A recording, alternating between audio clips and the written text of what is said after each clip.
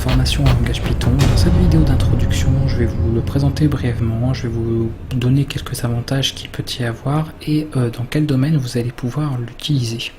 Le langage Python, il a été inventé par Guido van Rossum en 1990 et c'est un langage qui à la base a été conçu pour pouvoir automatiser certaines tâches répétitives, contraignantes, afin de laisser faire des traitements plus ou moins complexes par une machine plutôt que de devoir le faire à la main. Le langage a énormément évolué au fil des années. Si vous voulez avoir un historique ou des informations supplémentaires sur son évolution, on pourra en parler dans les commentaires de la vidéo, ou alors vous pouvez vous renseigner sur internet, il y a tout ce qu'il faut, vous pouvez chercher par rapport à son auteur, et comme ça vous aurez toutes les informations que vous voulez. C'est un langage qui est gratuit, je pense que c'est bien de le préciser puisque c'est pas forcément le cas de tous. C'est un langage qui tourne sous licence libre. En clair, pour résumer, si vous ne connaissez pas trop ça, vous pouvez analyser le code du projet Python, vous pouvez le modifier, vous pouvez le redistribuer à qui vous voulez, vous pouvez contribuer au projet pour, je sais pas moi, l'améliorer, et vous pouvez aussi en avoir une utilisation commerciale. Ça, c'est des gros avantages qu'il faut bien retenir au niveau des licences libres, et Python fait partie de ces projets-là. C'est également un langage de programmation qui est très accessible. Si vous êtes débutant, si vous n'avez jamais programmé de votre vie, parmi toutes les formations en programmation que je peux vous proposer, je vous conseille de commencer par le langage Python. Ça me paraît être un très bon choix, que ce soit votre premier langage de programmation. Vous serez comme ça plus serein pour passer à un langage de plus bas niveau comme le C, le C++, voire le Java ou le C# éventuellement. Voilà, commencez par le Python. Si vraiment vous n'êtes pas à l'aise, vous avez peur d'être frustré, peur d'abandonner parce que c'est trop compliqué d'un coup, commencez par le Python et ça ira mieux ensuite pour d'autres langages de programmation. Après, si vous aimez les défis, vous pouvez attaquer un langage directement plus, on va dire, plus exigeant comme le C, et vous aurez une très bonne base avec ce langage de référence. Le langage Python, il tire sa force aussi d'un autre, donc en plus de sa simplicité, d'un autre avantage, c'est qu'il est portable. Par exemple, vous n'aurez qu'un seul et même projet à développer sur votre OS, mettons que ce soit Windows, et une personne qui est sur une distribution GNU Linux, sur macOS, sur Android, etc., selon bien évidemment la possibilité d'avoir le programme Python en fait pour pouvoir faire tourner tout ça, pourra exécuter votre programme sans modification. Donc pas besoin de commencer après à aller faire des configurations, modifier carrément le code ou alors faire une version pour chaque OS de votre programme, de votre projet. Il fonctionnera directement peu importe le système. C'est un gros avantage. Pourquoi on peut faire ça? Tout simplement parce que le langage Python est un langage interprété.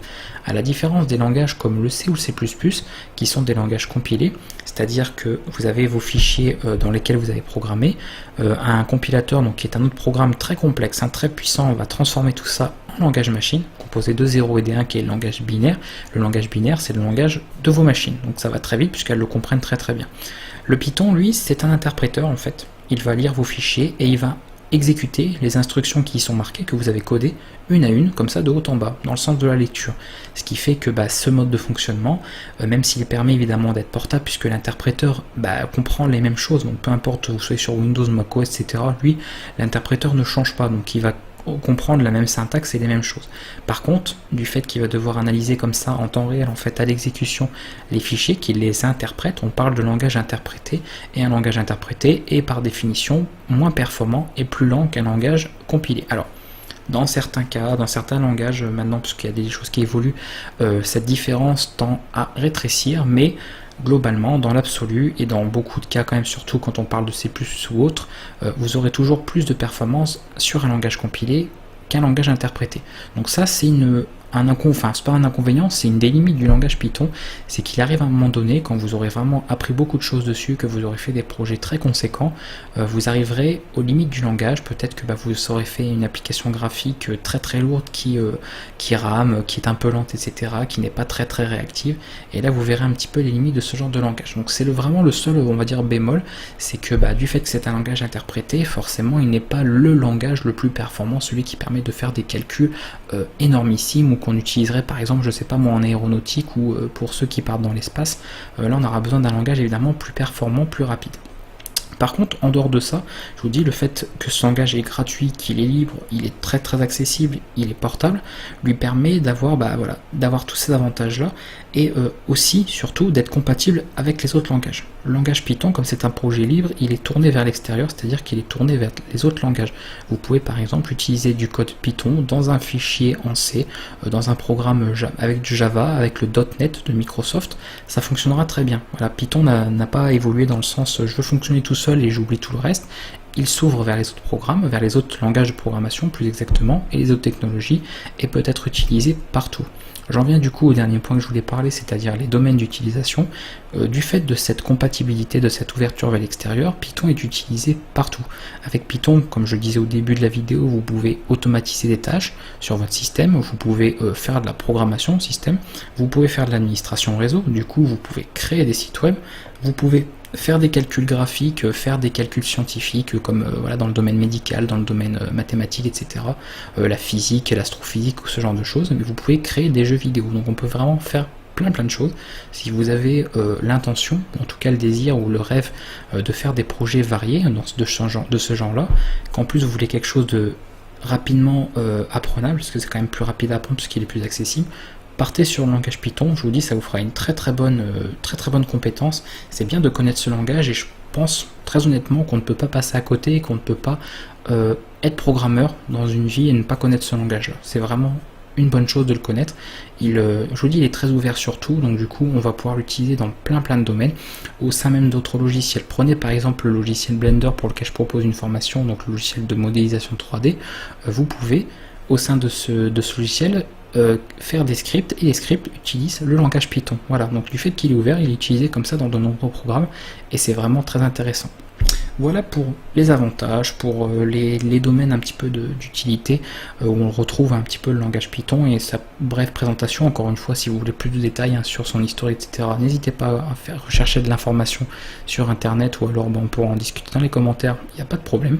Et moi je vais vous montrer comment installer tout ce qu'il faut.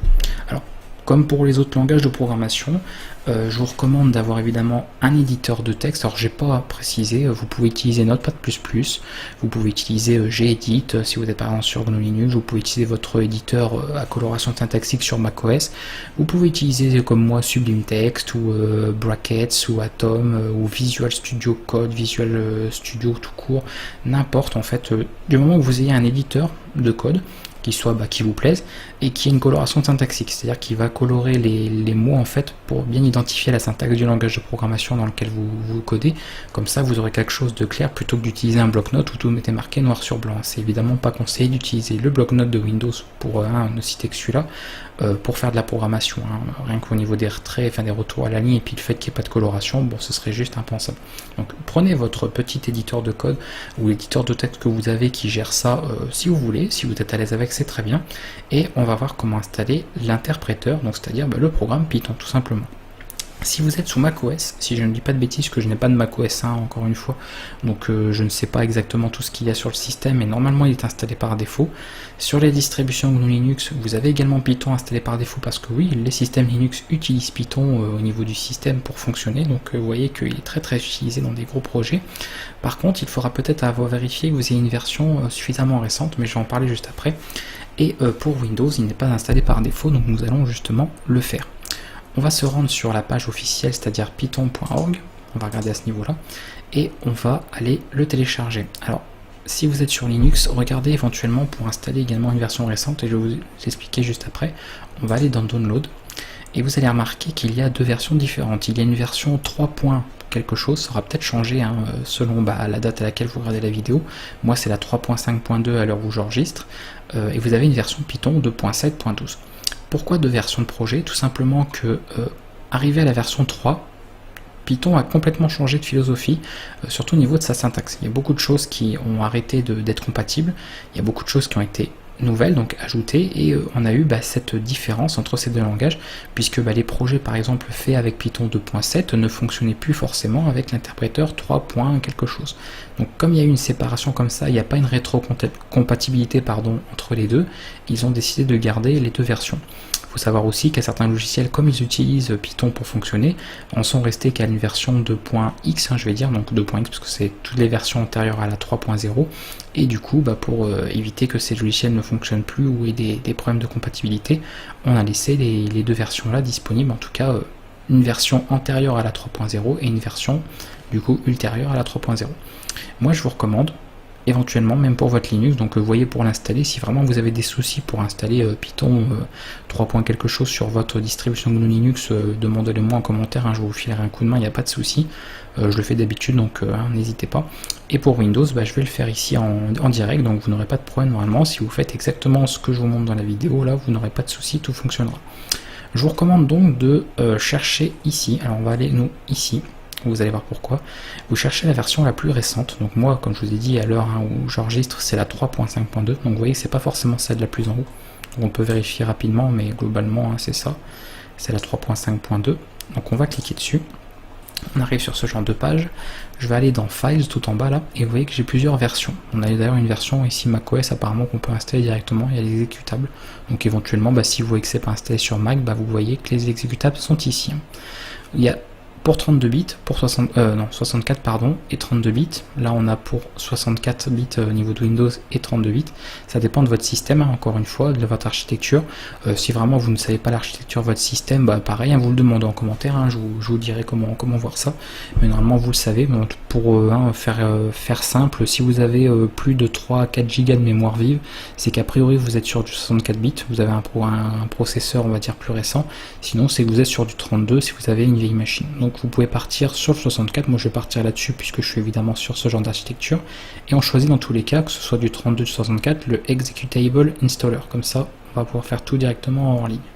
Donc on récupère ça, on va le télécharger, et après on va pouvoir l'installer tranquillement avec la bonne config, puis voir que tout fonctionne, puisque il faut avoir l'outil fonctionnel avant de pouvoir commencer à découvrir ce langage. Donc là on est bon, hop. Voilà, donc il arrive moi sur le bureau, je vais l'installer directement.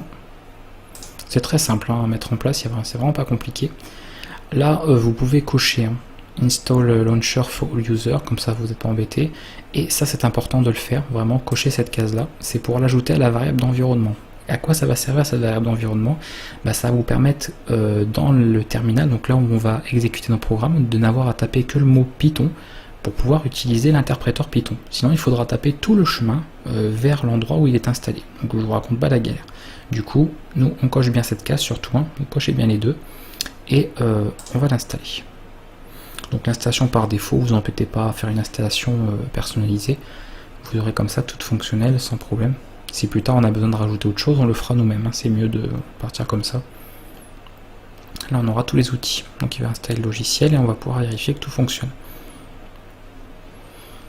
Donc je vous dis, utilisez de préférence une version supérieure à la 3.